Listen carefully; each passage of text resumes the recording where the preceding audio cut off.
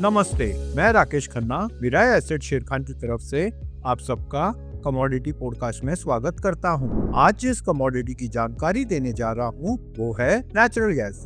MCX natural gas price sideways consolidation में move कर रहा है और साथ में नीचे में important trend line support 287 level को ब्रेक करने में असफल रहा है, जिससे ये पता लगता है कि ट्रेंड बुलिश है। ऊपर में इंपॉर्टेंट रेजिस्टेंस 315 लेवल पर है।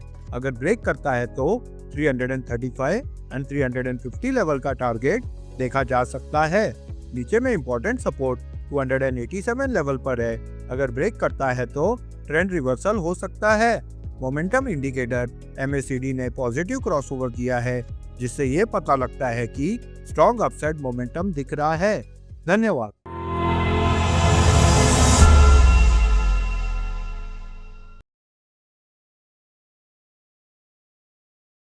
Investment in securities market are subject to market risks.